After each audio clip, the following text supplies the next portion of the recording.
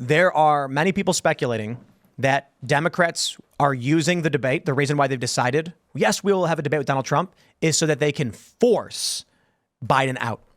His performance will be so bad or something will happen that they'll have no choice but to do it. Because right now, Biden's not backing out. He doesn't want to leave. Jill doesn't want to leave. And so they need a major moment in front of the nation to say Biden can't do this. Or he'll prove he can do it. I mean, I think it's genuine. I think it's okay to model some Democrats as like genuinely undecided, who they care more that a Democrat wins than who. Can Biden do it or not? I could imagine being genuinely uncertain about that and saying, well, I want to test him and let's see if he can do it. You know, if I imagine being a Democrat, which is hard to do, but, you know, that's... There's also just the question of if expectations are so low, can he, just by not crapping his pants, win the debate? It's like Trump is mean and Biden didn't crap his pants that night. Therefore, this was a big win. The State of the Union address was kind of received in that way. Yeah. I've believed for a while now that they would swap out Joe Biden.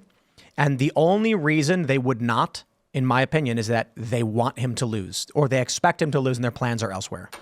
I do think there's more comfort with Trump this time around than there was in the past. I don't think that the reaction is the same. And I think Trump kind of, if anything, didn't do some of the things that people would have been worried about him doing. And so...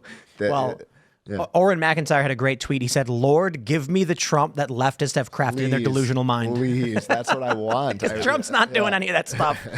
He's going to get in. It's going to be slightly above milquetoast in a lot of ways. We'll be satisfied with some of the stuff he does. It'll be better than anything else we could get from any of the other candidates. And a lot of people are going to be disappointed.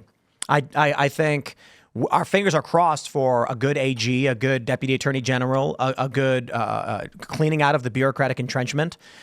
I think we're going to get 10% of what we're hoping for and go, well, you know. His strength is geopolitical negotiation, Trump's is, and I think he would easily soothe tensions with the Russians and the Chinese. It sounds like he wants the Israelis to go stomp out Hamas, whatever that means exactly. Absolutely. So, like, that means maybe funding that war until the ideology no longer exists. I don't know. Like, Hamas is a political ideology. No, Hamas is made of people. And you get those people and you kill them. It's like saying communism is not people. No. Hamas is an organization. Yeah. There's an ideology that's anti-Zionism. That's one thing. But the Hamas is made up of people. But people come and go into that organization. But it doesn't matter. It does matter. It doesn't matter because if you join Hamas, you are Hamas. Yeah, but then if you don't join Hamas until in 20 days, then it mattered.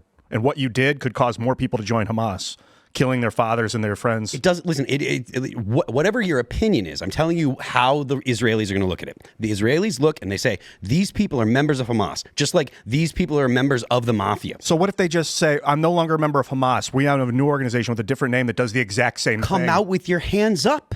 That's it. But I mean, if you're saying it only matters if you identify with the group. Ian, where's ISIS? Where?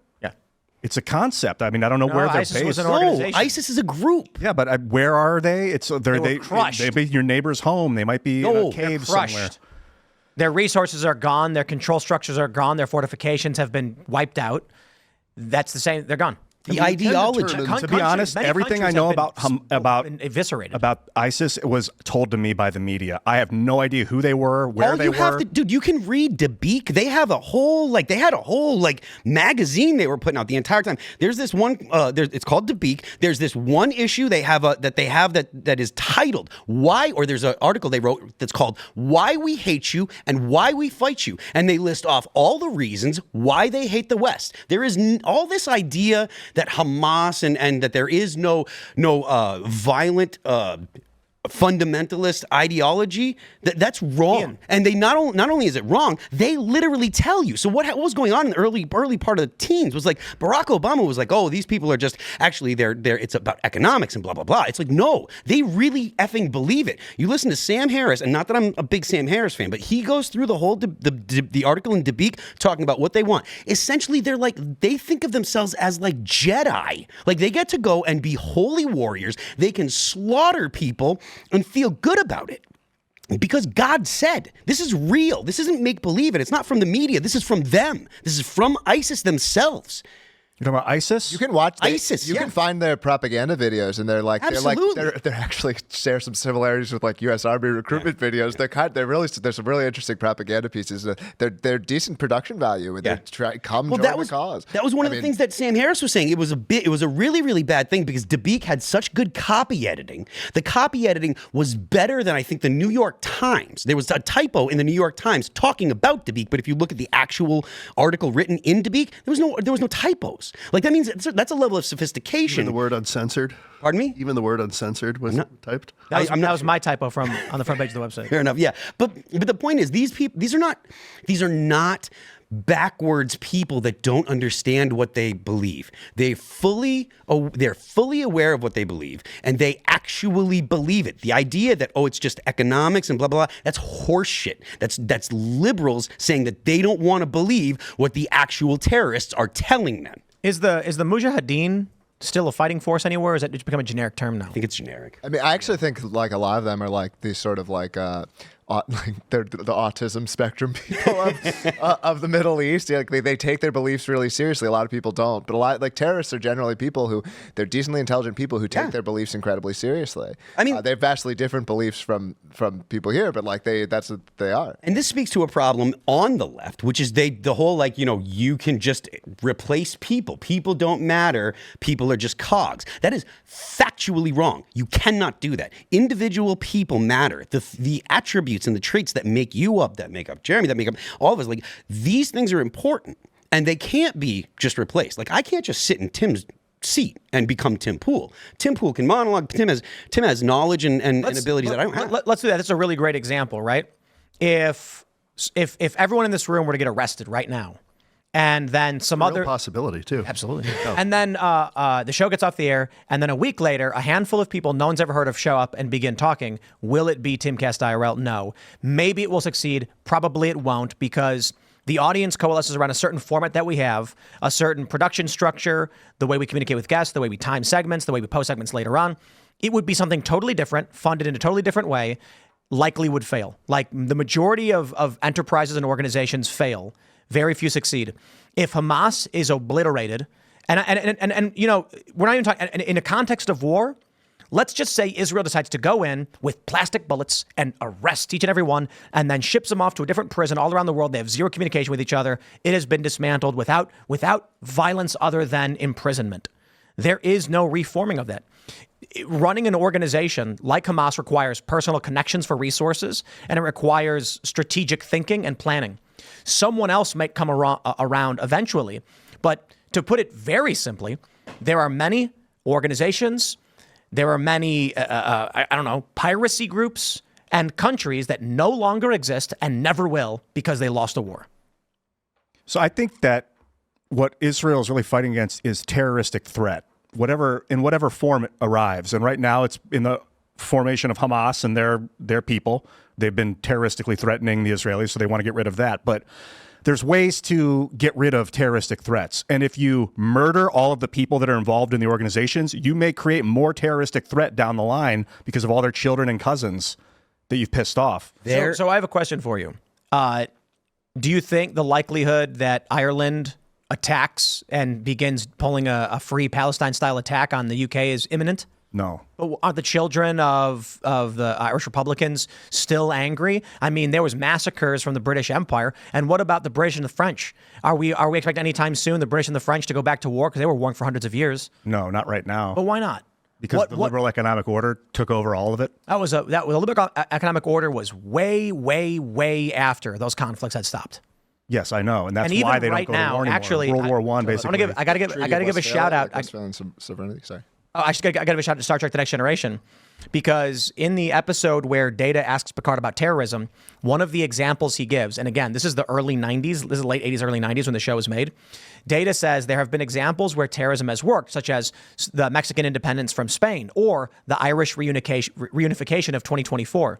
The funny thing about that is in the 90s, the writers were like, in their minds, the Troubles would have evolved into an actual unification of the Irish state. That was the prediction of the writers in the early 90s, that the Troubles would succeed. They didn't. What happened was the EU came around, and the weirdest thing happened. Ireland and Northern Ireland just became an open border through the Schengen zone in the European Union. And now there still is anger there. You know, when I was there several years ago in Belfast, there's like Gaelic writing on the wall. The peace wall is actually pretty weird. One side's Israel, one side's Palestine. No joke. But the likelihood, in my opinion, that we see Irish and British people reignite 800-year-old conflict because of the killing. People have long forgotten about it. They found prosperity.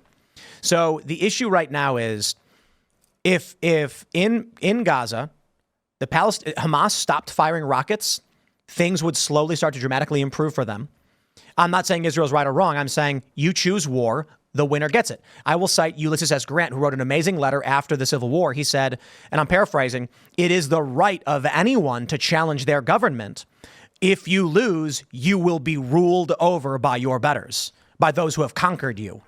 If Gaza chooses war, they get war, and they can't win that war.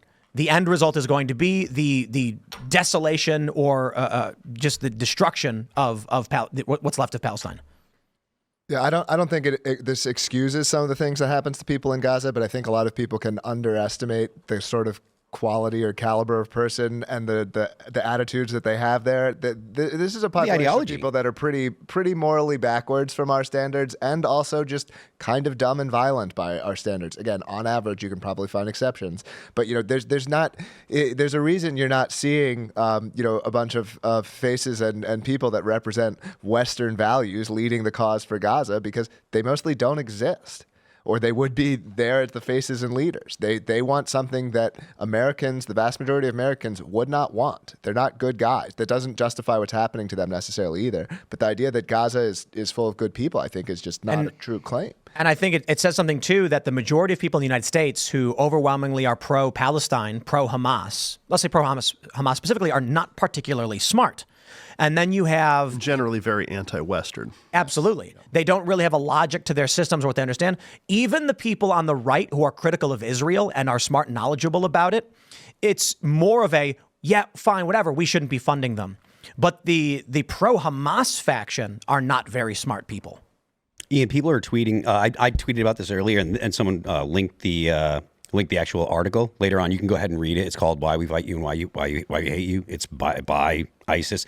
It's someone was tweeting at you. So when you check out your Twitter link, you can read the article, and they go through exactly all the stuff that you hear the conservatives say. That a lot of people are like, oh, they don't really think that and stuff. It's all there. We hate you because you're not Islamic. We hate you because you have corrupted, blah, blah, blah. We hate you for this. And if you go through it, I think there's one mention of Israel, but the majority of the anger is not about Israel. Israel is a convenient excuse for a lot of people in the Middle East, but it's not that Israel is actually the driving factor. It's just about colonization, imperial colonization in general. No. Colonization is a Western concept, right? No. People have colonized. No. Means you take people and take land and colonize. The idea of colonization. So colonization is an actual thing that has like theory behind it and stuff like that. So you'd have to read like Franz Fanon wrote a book called The Wretched of the Earth, and that is talking about decolonization and the things that are required to decolonize. Colonization in the Middle East is not thought of in the same way that the West thinks of colonization. In the Middle East, they're extremely used to violence creating new countries. That is something that has been all of history, and the people in the Middle East have a significantly longer outlook on history than us in the West.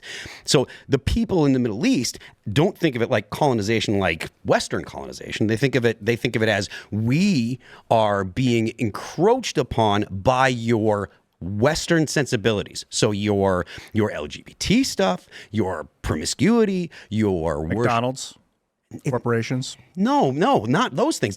Shockingly. No, those things don't matter to them.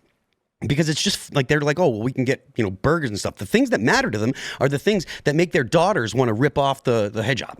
right? The things that make their daughters want to go and be promiscuous and dance and in blah blah blah public. and make a TikTok shaking their butt. Those are the things, because those are what corrupt the actual society, as opposed to just corporate stuff. The ideas that you have are extremely Western centric, and fine. It's not that they're invalid, but your perspective is purely from the West, and it doesn't even acknowledge the perspective of the actual people in the Middle East, not the power brokers, but the average person in the Middle East and what they believe and how their culture's formed. I had a friend when I was younger who was Arabic. His parents were immigrants. I don't remember exactly where from, but men weren't allowed in his house. Only the head of the house, brothers, no stranger men were allowed in the house, and the women had to stay in the house. They were very, very conservative. Wow. Muslim. Yup. The women wore hijab and all that stuff. Eric Prince, who's the co-founder or founder of Blackwater, military mercenary group, he recently said that he thinks it's time that we start recolonizing.